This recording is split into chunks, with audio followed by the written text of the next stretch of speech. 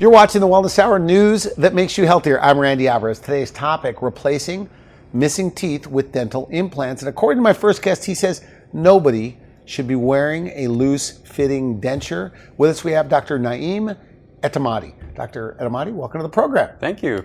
Now, I know you brought a bunch of photos, so Yep. we'll get to as many of those as possible. Now, for people that don't know your dental implant center in Rancho Bernardo, Yep. like who's the typical implant patient? Well, we have two very typical types of patients. The first one has been dealing with missing, broken, or just really embarrassing teeth for decades now. They have gum infections, they have teeth that break over and over. They go to the dentist to try to get it fixed, and they feel like they're just on a hamster wheel. They fix one thing, another thing breaks, Okay. and they know that they might be headed towards dentures, and maybe they had parents or grandparents with dentures, and they know they don't want to deal with that. So they come to us, All right. and what we do for them is within one day, we take out all the teeth that are no good anymore, and we replace them with upper and lower teeth that are rock solid, that are supported by 4 dental implants. The second group of patients that we see are people that don't have those teeth anymore. They're wearing dentures now. Okay. And the nice thing for them is they don't have to deal with their breaking teeth or painful teeth. But with their dentures, they can't even chew food anymore. They're afraid of, their teeth slipping out. They're afraid to go out with their friends. And quite frankly, they start to get depressed. And Is that what they tell you? Yeah, they get depressed Okay. because imagine you have to eat 3 times a day, right? Breakfast, lunch, dinner.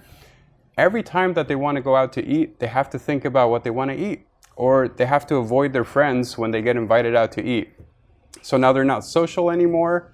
They start to get depressed, and they seek us out because they want something different. They want something in their mouth that will never come out, will never slip, and they never have to go to a restaurant and have to think Okay. about what they want to eat. And so when we started at the beginning of this program saying no more dentures, Right. do you think that's the future of dentistry, whether it's like 10 years or 15 years from now? The teeth dentures as we know them will all be attached to something. Mm-hmm. Tell me about that. Yeah, I hope that in 30, 40, 50 years, we're going to think of dentures the same way that we think about lobotomies now. Okay. Back in the day, we Right. thought, this is the way we have to treat people, but now it's a barbaric thing. And this is what we do for the patients that walk in with no teeth. That same day, they walk out with a full set of teeth that are fixed on top of the implants, and they don't come out anymore.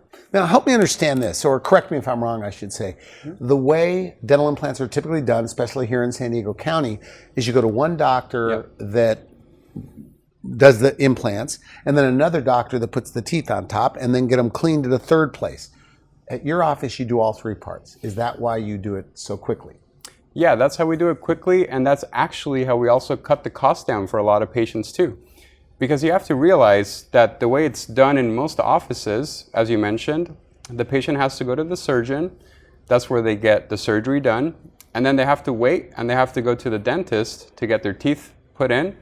But I thought to myself, why do we have to put patients through something like that? So we do it all in one office and in just one day.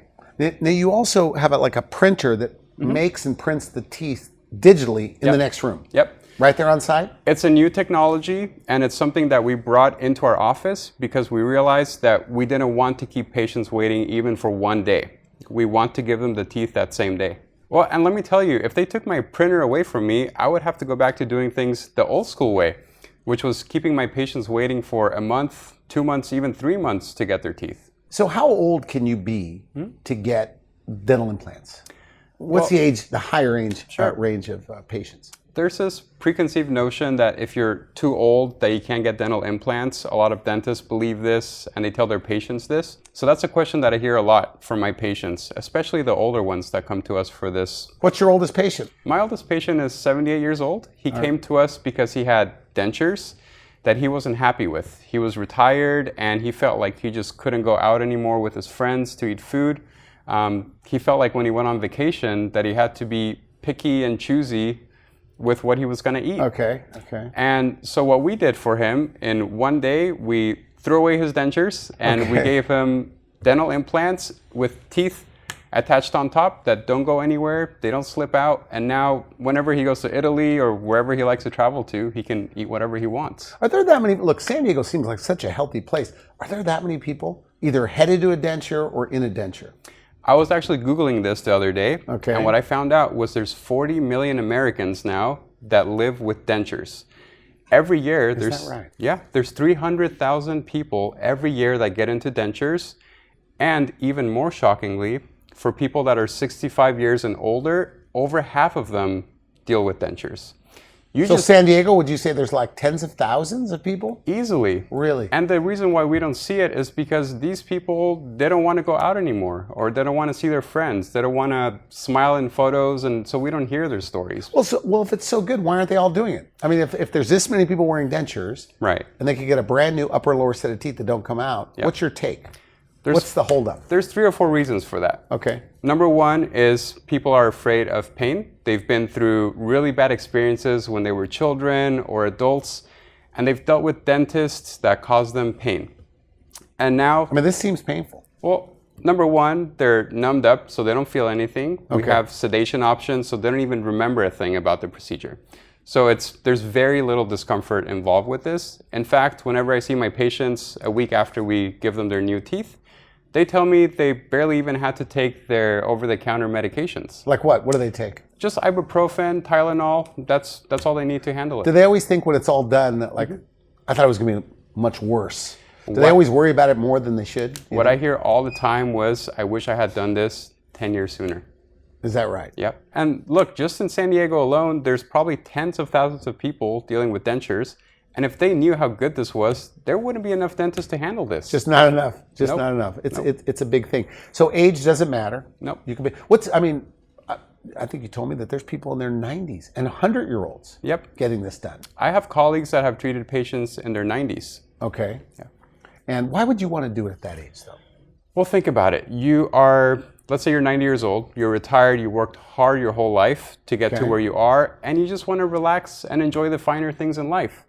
And now you have a pair of dentures and you can't even eat the foods that you love. You can't go out with your friends, and that's no way to live. So these people that are retired and they just want to enjoy things without worrying about their teeth slipping out or embarrassing themselves in front of their friends, they seek us out. Now, if you've been wearing a denture, though, let's say 10, 15 years, isn't it true? You don't have enough bone to do this. At a lot of dental offices, it is true, because that dentist might not have the right training, so they see patients that don't have enough bone. Even myself, to be honest with you, a few years ago, I was seeing a lot of patients that just didn't have enough bone for traditional implants. And what I would tell them was, you have to get these really long implants that go into your cheekbones. It was a very invasive procedure. It was very expensive as well. And one day I thought to myself, there's just gotta be a better way. So Okay. I actually found a surgeon down in Brazil who was doing it a different way. You went to Brazil? I went all the way to Brazil. This guy's a pioneer. 99% of his patients, if you saw them in the United States, you would tell them you don't have enough bone.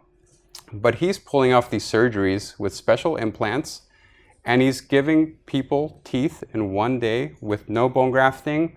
Look, I have patients that 15, 20 years they were wearing dentures, and today they're walking around San Diego eating whatever they want. And they can like use their front teeth to even bite like an apple, or they have to be careful with the front teeth? Yeah, so that's one of the biggest things why people seek us out, is because they're afraid of even biting into an apple, chewing a salad or a steak, because if you put pressure on your front teeth, the whole thing is going to fall out. But with dental implants, that just never happens. Okay, what are the options? Because there's lots of talk, and anticipating you coming here, that we did some research. I guess there's like snap in, snap out teeth, and then there's upper and lower teeth that don't come out. So what are those implant options, and what's your take on that? There's two options. So the first one that we do at our office is the teeth that sit on top of the implants and they're screwed in. You can never take them out. Okay. The second option is called the snap-in option. And with that one, it's kind of somewhere in the middle ground between regular dentures and the option that we provide for our patients. So they do get implants with those, but you still have to clip them on and off, and they come with a lot of limitations. So you can't eat steak, you can't chew the foods that you wanted to chew. And let's face it, a lot of these patients, they were wearing dentures for 20 years, and now they're going to spend a lot of money to get the snap-in option, and we're going to go ahead and tell them that they still have limits. I don't like to do things that way. For my patients... Okay. You don't like them then?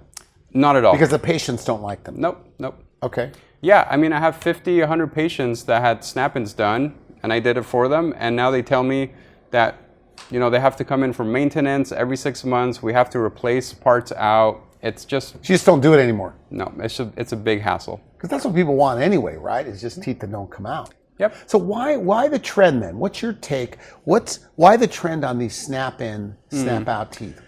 I think a lot of that has to do with just the training that you have. It's a lot easier to do snap-in dentures. You just have to put 2 on the bottom, and then the patient can get a pair of teeth.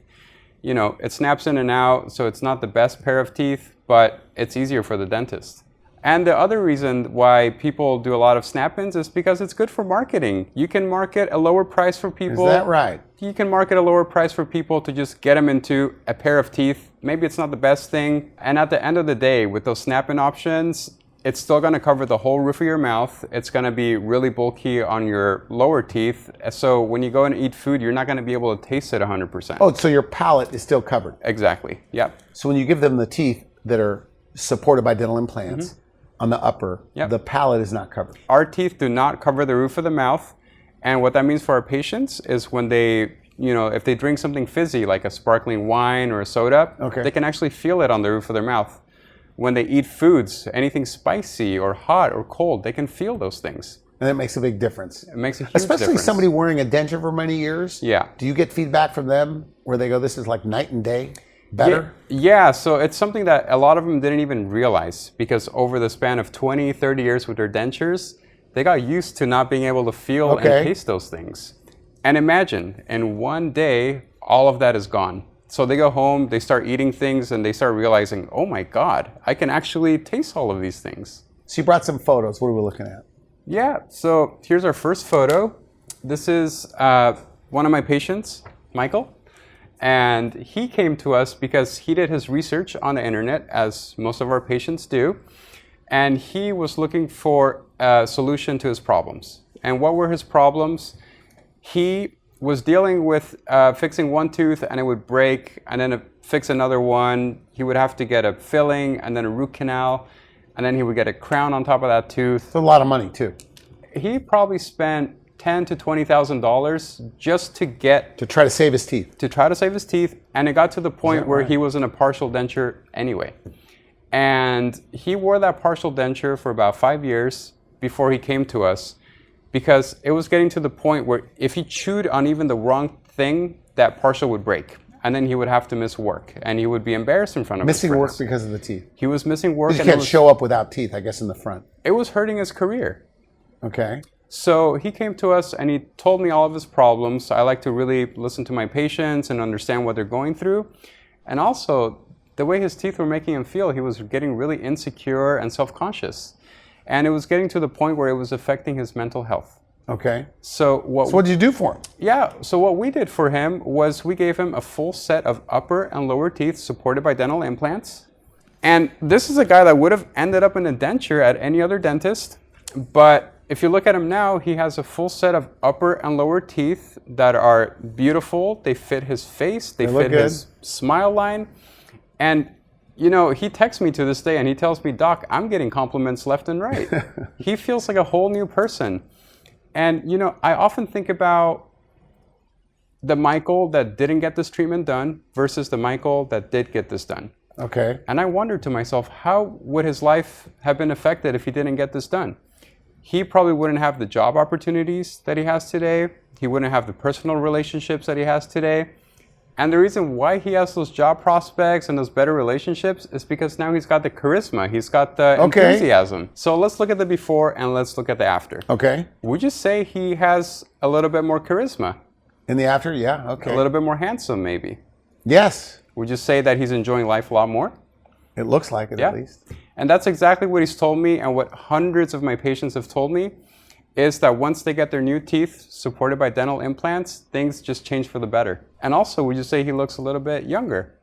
Yeah, he does. If you see, we made his teeth pretty nice and white. His canines, those pointed teeth, are a little pointy, so they make him look a little bit more youthful. all of this was done on purpose just to give him a younger look. So when I first met Michael, I thought he was kind of a shy guy. My front desk that talked to him on the phone told me, be careful with this guy. He's a little bit serious. Okay. He's a little bit, maybe he's a little bit angry.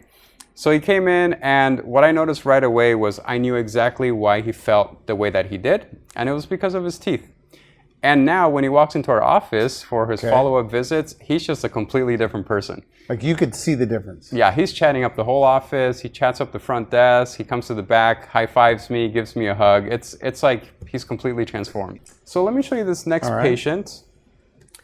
So we have Ruth here, and Ruth came to me. She was referred by one of my employees that knew her family because she knew that she had been told by a couple of previous dentists that she just didn't have enough bone to get implants. She had been wearing these partial dentures for 20 plus years. Okay. And what a lot of people don't know about these dentures is they actually eat away at your bone over time. So she had them for 20 years. She had been to numerous dentists. They told her, there's nothing we can do for you. And when she came to me, she was telling me, you know, Doc, I can't eat breakfast, lunch, or dinner without having to think about every single thing that I want to eat. Okay. It was really affecting her self-confidence. She couldn't go out and have food with her friends, and she was just down on her luck. And what we did for her, yeah, let's take a look, was in one day, we gave her a full set of upper teeth. Very nice. On dental implants, thank you. And I want you to notice, look at the before and look at the after, and look just beyond the teeth. You can see how much bigger her smile is now. Yeah. You can see it in her eyes. You can see that now she's done her hair. She's got her earrings on because she's feeling a lot more confident as a person, and it's just changing her whole way of being. I want you to take a look at that after and look at the way the teeth follow her lip line. It's custom made just for her. This is not something that would work. How do you do that, by the way? Is that just they smile and then you kind of carve them down, or it's done on a computer? Yeah, so they gave me that big smile on their first visit, and I actually sit down and I design the teeth myself. Okay. At a lot of dental offices, there's a lab that we outsource to, and they take care of the design. And what I realized over time was nobody cares about the patients as much as I do. So when I was sending out these designs to a lab, they would get me designs that were kind of okay, maybe not as perfect as I wanted them to be. Okay. And I actually started flying out to New Jersey to learn from a very famous lab technician how to do these teeth. And the lab technician is like the smile designer. Mm-hmm. They're the ones that make the teeth. Okay. Yep. So you fly out there to New Jersey. Yep. So I flew out to New Jersey and I learned from one of the smile designers how to design the teeth myself. So now I have the entire control of the procedure. I can control how the teeth look and how to make them look as perfect as possible. So there's a lot of art to this? There's a lot of art. You have to have an eye for this? It's half art and it's half science, and yeah. Now you're kind of an artistic guy. Mm-hmm. You're a classically trained piano player. Yep. Since the age of 12, I was playing piano.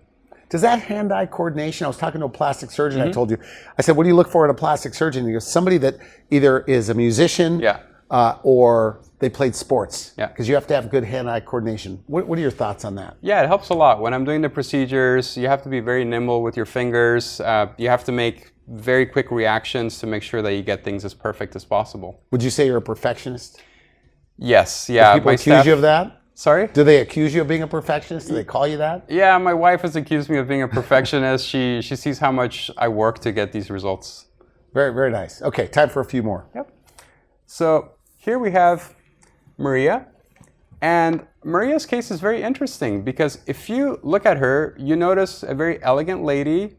You might not notice that she has many dental problems. So look at her lower teeth. You might start noticing that it's a little bit slanted. Okay. But you might think to yourself, what's the big deal? So what is that, by the way? Is that a bridge? Yeah, she has a bridge under there, and I'll show you what that looks like if we look at this photo over here. And you can kind of get a better picture of the way that she came in. She had a bridge, a very long bridge that was attached to teeth that were actually breaking underneath. And in fact, they had broken down twice, and she was not looking forward to the third time. So she came to me and she said, Doc, I can't go to work anymore. I feel self-conscious. She takes care of people for a living. Okay. And she told me it's like she feels like she can't even take care of herself. So how can she take care of other people? All right. So the other option for her would have been another denture, a better fitting denture, but she didn't want something like that. Okay. And what we did for her was we gave her a full set of lower teeth attached to dental implants that don't go anywhere. And if we take a closer look at the before and the after, suddenly you can see that those teeth are a lot straighter now. Yes. So if you have a lower denture, you can't eat a salad, you can't bite into an apple. But now that she has those full set of teeth attached to dental implants, she can enjoy all of those foods. And taking care of this, it's just like your regular teeth. You come in once a year, a couple times a year. It's even easier than taking care of regular teeth. What we give to our patients is a water flosser. They just shoot some water on the teeth and it gets them clean. They have to do that once a day. And then we see them once every 6 months to make sure that everything is going okay. And they don't stain, is that right? What are they made out of? They're made out of this material. It's called zirconia. And zirconia is one of the strongest materials that we have in dentistry. And the beautiful thing about them is they don't even stain. They never change color. And another advantage of the zirconia teeth is they look better. We can add a little bit of translucency to the teeth to give them that lifelike effect. Okay. Because at the end of the day, you don't want to get a pair of teeth and people point out that they look fake. We want them to look as real as possible and to function just like real teeth. What's it like when they look in the mirror for the first time for some people? It's highly emotional, and I'm not afraid to say this. Every time my patients tear up, I end up tearing up as well. So It's a little bit difficult for me. It's a huge transformation, and this is actually what led me into the dental field, was the opportunity to change people's lives in one day. But in fact, what they're doing is they're changing their own lives. How so? Well, we have to acknowledge that most of the patients that walk into our office are deathly afraid of the dentist. So we have to applaud them for their bravery to actually step into our office and to hear us out, to go over their options. And then once they get the procedure done, they walk out into the real world and they get to use their smile, and it's completely life-changing for them. And all of them regret, like they wish they would have done it sooner. And all of them regret not having done this sooner. Okay, good. So we have some more photos. So here's our last patient. This is Roberta. She's a very, very sweet lady. And what she relayed to me, and what I hear from a lot of my patients, is that they have been taking care of other people their whole lives, and they sort of neglected themselves. So when she came in, she was kind of in dire straits. It was really affecting her psychologically that she couldn't go out with her friends anymore. Okay. She's a really cool person. She rides motorcycles on the weekends, and what she told me was she was so ashamed of her smile that she stopped going out on weekends and riding with her friends. And that was her getaway from her week. She would go out on the weekends and meet new people, and she had gotten to the point where she couldn't even do that anymore. So if you notice, she has a lot of missing teeth, broken teeth. Tough time eating? Very hard time eating. She was wearing a plate on the top, and it would flip out and come out anytime she tried to eat anything harder than mashed potatoes. Okay. Her option would have been a denture, but she didn't want a denture, and she did her research, and that's why she came to us. Let's take a look. Here's her after photo. This is actually the day after the procedure. So 1 day later. 1 day later, she is a completely new person. So now she can go out, she can eat whatever she wants. Wow. She's not afraid of her teeth breaking. She's not afraid of her bad breath or scaring people with her smile. And she can enjoy life again. So Randy, again, let's look at the before and let's look at the after. Okay. Would you say that she looks more approachable? Yes. Would you say that she's more attractive? Yeah. Well, that's everybody, because a smile makes you a more attractive person. Now, with this one, do they ever end up with teeth that it's even better when they were younger? That means that it's like the smile they've always wanted? Yeah, so Roberta showed me some pictures of what she wanted her teeth to look like, and this was back when she had teeth 20, 30 years ago. I actually took those photos and I improved them. So I noticed in her before photos when she was younger, there was a thing or two that I wanted to change because I wanted to be perfect, and that's what we did for her. Okay, so what are the steps then to getting the new teeth? Yeah, so in your office? There's 3 easy steps at our office. The first one is just a consultation. That's where I sit down with our patients and I get to know what they want to achieve, and I determine if they're a candidate to get this procedure done. Okay. Now, 99% of our patients are actually candidates, and many of them are surprised because they went to another office and they were told, you just can't get this done. Okay. Once we determine that, then we go over options and we discuss financing, and when the patient decides to move forward with us, we see them for a second visit. So step 2 is the second visit. Yep. And in that second visit, it's just a smile design visit. I take some more measurements, some more photos. It's kind of like a photo shoot for our patients, and they have a great time. And using those photos and those measurements, I design their teeth. And in step 3, the patient comes in for the procedure, and within 1 hour of the procedure being done, we print out their teeth in our printer at the office, and we put it in their mouth. And then after that, they go home, somebody gives them a ride, and step 4, which I didn't mention before, they actually get to go out and enjoy their teeth. It's very nice. And how soon can they eat after the procedure? Right away. I tell them right away, start on soft foods first, because the reality is many of our patients that have broken, missing teeth, or they've had dentures, they kind of forgot how to chew. So now we give them a pair of teeth that chews perfectly, but they need to kind of get used to it. Okay. So we start them off on soft foods, anything that they can cut with a plastic fork. And then after they get the hang of that, they can eat whatever they want with no limits. And do they? Do they ever call your office and say, Doc, am I ready to start eating whatever? Yeah, I mean, they'll call me 3 days after, like, hey, Doc, I want to eat my steak now. And I have to tell them, look, I know you're really excited about this, but just wait for a few weeks, and then you can eat whatever you want. Because you're doing IV sedation, you say they have very little memory of it. Like they actually look at their teeth for the first time at home. Is that right? Yeah, they do. So right after their procedure is done, they get their teeth within an hour, and then they go home, and they just wait for the effects of their sedation to wear off. And on that second day, they start to really start enjoying their teeth. And I have to ask you this one. If you're over 70 years old, statistically, you're on 3 to 5 medications. So if you have a patient that's on maybe a type 2 diabetes medication, maybe even osteoporosis medication, can they do this? Yes, they can. That's another misconception, that just because a patient's taking some medications that they can't get this done. The reality with implants, the way that they are now, is it's very safe to get them even when you're on these medications. But what's actually very surprising is the number of my patients that get off the medications after they get this done.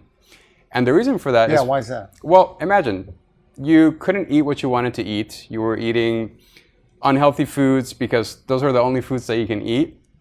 And now that you get a pair of teeth that don't slip, they don't go anywhere, they're rock solid, you get motivated. You get motivated. Is that right? Okay. Yeah. You want to live life healthy again. You want to improve yourself.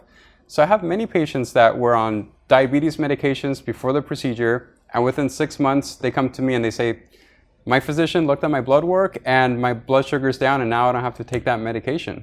Yeah, but what about bad gums? Like if you have gum disease, are the gums too bad with this bacterial infection to hold the implants? How does that work? That's a very common concern for our patients, but 80% of our patients that get this done are actually those that have gum disease. They have infections in their gums. So how do you get rid of it? We do it during the procedure. We clean things up and we put the implants in, and it's just not an issue for us. And what those patients find after they get their teeth that are rock solid, that they can chew anything with, is now their breath has improved. They don't have bad breath anymore. So gum disease causes bad breath. Problems. Yep. It causes bad breath. It causes bleeding gums, loose teeth. And these bacterial infections, they actually live on the tooth. They're underneath the gums. Patients can't reach them. They can't clean them out.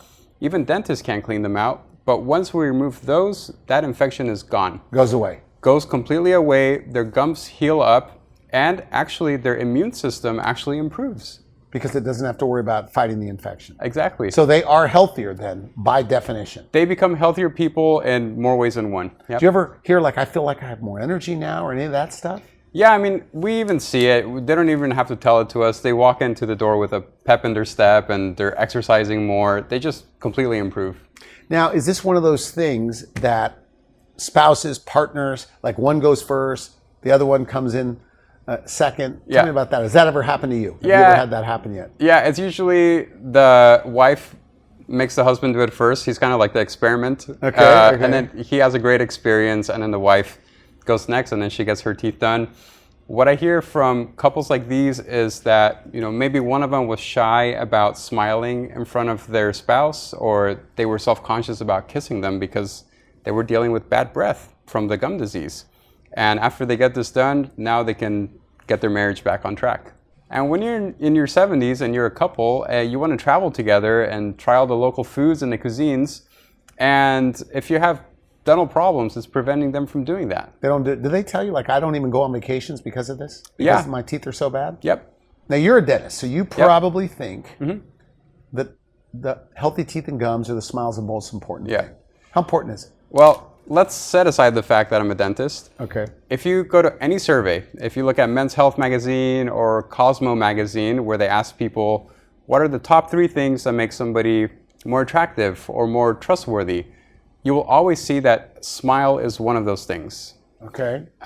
In fact, imagine you're in a foreign country and you're trying to ask for directions from people, and you see one group that's smiling and happy and the other one is kind of frowning a little bit. Who are you going to go to? Yeah. Right? Approachable, friendlier people. Yeah, so a smile is it goes beyond teeth. It makes you more trustworthy, it makes you more approachable, it makes you seem more friendly, and it's just everything. You can't even have charisma if you can't smile and talk to people while you're smiling. And if you go to a job interview and you're frowning or you're hiding your smile versus, let's say you went to another job interview where you're smiling and happy and upbeat, which one do you think they're going to give you that job? Yeah, not necessarily the one with the better teeth, but if one's smiling, one isn't. Right. I think that's an obvious one. Yep. The one that looks healthy and happy and all that. And you see that all the time. Like, you see these transformations every week in your practice. Yeah, we do. Is this the happiest group of patients? Because I know you also do general dentistry at your practice. Yeah. So we just focus strictly on implants. And they are both the happiest and also the saddest group of patients. They come in as the saddest. They have a lot of problems going on, but they leave as the happiest patients. Back to the point you made earlier. So if 80-year-olds, 90-year-olds, even 100-year-olds are doing this, so when a 70-year-old goes to your practice and says, Doc, am I too old? That's not even close to too old. No.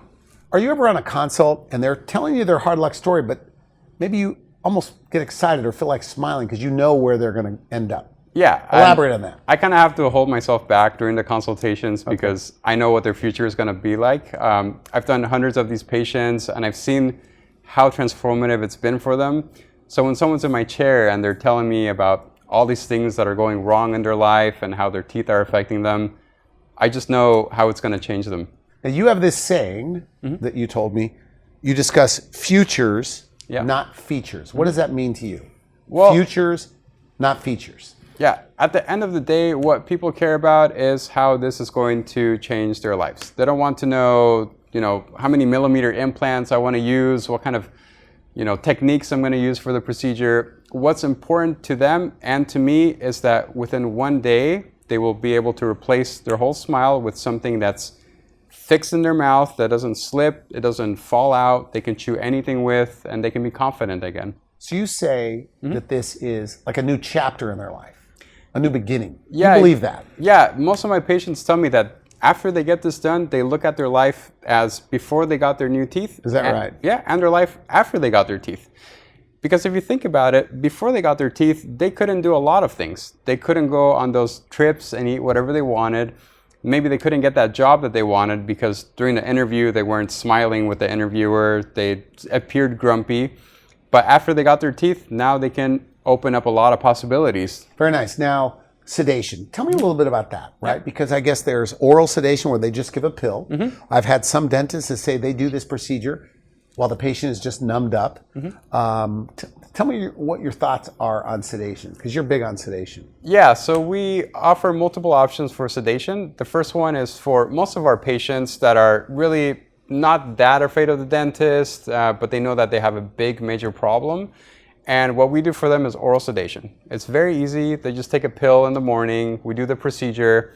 They get their teeth that same day that don't go anywhere, and they can eat whatever they want with. And they go home with that. And then the next day, they have no recollection of what happened the previous day. Our second group of patients, these are people that have a really big fear of the dentist. They don't want to hear anything. They don't want to remember anything. For those patients, we bring in an anesthesiologist and we do IV sedation. With IV sedation, it's a very safe way to do it because the patient is still breathing on their own, but it has all the benefits of general anesthesia. So that person will be monitored. And what are you looking at? Yeah, so the anesthesiologist is looking at their blood pressure, their breathing, they're monitoring everything, and I get to just focus on doing the procedure as perfectly as possible. Now, there are dentists, I'm going to put you on the spot here to get your opinion. There are dentists that have told me, Randy, just numbing up is all they need. Do you think that's insensitive? For some patients, it's the right option. I mean, I get some that are just not scared of the dentist at all, but they have this big problem in their mouths. And actually, for those patients, they can come in the morning. We talk about their problems. We come up with a solution for them. And that very same day, without sedation, we give them a brand new set of teeth. Okay. Now, if everything works out, somebody that's watching this, bad teeth and gums, or wearing a denture, if everything works out and you had an opening on your schedule, next week they could have their new upper and lower teeth? No, that same day. They would come in. So tomorrow? Yeah, tomorrow. They would come into the office. They would tell me what's going on. And the reason why we can pull this off is because, again, I'm designing all of the teeth myself. I don't have to send everything to a lab. But ideally, it's 2 appointments, not just that one appointment, right? But you could do it in 1 appointment if you wanted to. I could. A lot of it has to do with the patient's schedule and just how badly they want it. Okay, so no more dentures. No more dentures. That's the future. Do you think you could wipe it out here in San Diego? I hope so, yeah. All right, good. Now, final message. So if you have a patient watching this and they're a denture wearer, maybe they were told they didn't have enough bone to do this, or if it's the patient that has the bleeding gums, the bad breath, they still have teeth, and they don't want a denture. They've heard what you have to say, but for whatever reason, they're still skeptical or afraid. What do you say to them? Well, we invite you in. It's a risk-free consultation. We don't charge anything for our consultations. There's no lectures, no judgment. Just come in, get a second opinion, and we'll let you know what your options are. Do they meet you on most of these consults? Because I know at some centers, they don't meet the doctor until the day of the surgery. Yeah, so there's some big dental centers that do this procedure. They don't get to meet the doctors. They meet kind of the financial person first to see if they even qualify for this, and then maybe they get a chance to meet the doctor. But I like to personally meet every single one of my patients. I haven't asked you a lot about it, but what is your training after dental school when it comes to dental implants? Yeah, so right when I got out of dental school, I started my implant training. Every single year, I've been going to courses throughout the world. I'm part of the American Academy of Implant Dentistry. And as part of that academy, I flew out to Puerto Rico once a month for a whole year to learn under this legendary implant dentist, Dr. Hilt Tatum. He was one of the pioneers of implants back in the 1970s. So I got to learn directly under him. And then a couple years ago, I went out to Brazil, where I learned how to place implants for people who have been told. In Brazil? In Brazil. Is there that much to this where you have to go to Brazil? Yeah, because there's no one in the US doing it. So I had to go all the way to Brazil to train under a surgeon who is treating people that have been told that they didn't have enough bone to get this done. Now, what should you look for in an implant dentist? Obviously, the experience, but do you believe that, like, you call it a digital workflow, like a printer and having like an on-site lab, or they should design it themselves? What are your thoughts? Like, what do you look for? Because that's the confusing part. I guess the public thinks everybody's doing it the same way. Right. So most offices, the way they're doing it is, and this is very old school, but unfortunately it still happens a lot. First, you have to go to a specialist who takes the teeth out. Then they make you wait about 4 months until you get bone grafting. And hopefully, if that takes, you have to wait another 4 months until you get your implants. When all is said and done, it's been 18 months and you just got your teeth. In fact, I went to a lecture last year out in San Diego. It was by a very famous gum specialist. And he was showcasing this case where he put the patient through extractions and then the bone graft and the implants. And don't get me wrong, it was beautifully done work and everybody was applauding. But I was just sitting there thinking, man, this patient just paid so much money and they went 18 months without teeth. And it just doesn't have to be like that anymore. So it should be like that 3-step process. I mean, when you talk to an office, do you say, what are your steps to getting the new teeth? Yep. Is that, because that's probably an uncomfortable question to ask. Yeah, it's not easy. And, you know, for average folks who are not dentists, it's a little bit uncomfortable to kind of question the dentist about how do you do the process. The dentist might feel a little bit offended that the patient is asking this, but these are important questions to ask. Because if you go to one office where they're going to make you wait 18 months, or you can go to an office where you can get this done in 1 day, you have to know how that office does it. So it's just a matter of skill set. It's skill set, training, and how far ahead you are in the technology. I got to ask you, I guess dental insurance, even the best dental insurance, doesn't really cover this. Yeah. Medicare, Medicaid doesn't cover this. But you say people finance this or can finance this. Yeah, 80% of Americans, when they get this work done, they finance this treatment. Most of our patients pay a large portion of the treatment, and they can even finance the rest at our office. Okay, and you have to have okay credit, though, to get this outside financing. Is that right? Yeah. With these financing companies, they want you to have pretty good credit to get this done. Okay, good. So I want to thank you for coming on the show. Good stuff. If somebody wants to make an appointment, should they just call your office or go to the website and make an appointment there? They can just call our office, and we're available all the time to answer your calls. I want to thank you again for coming on the show. Good stuff. Thank you. You've been watching the Wellness Hour, news that makes you healthier. I'm Randy Alvarez. For now, I wish you good health.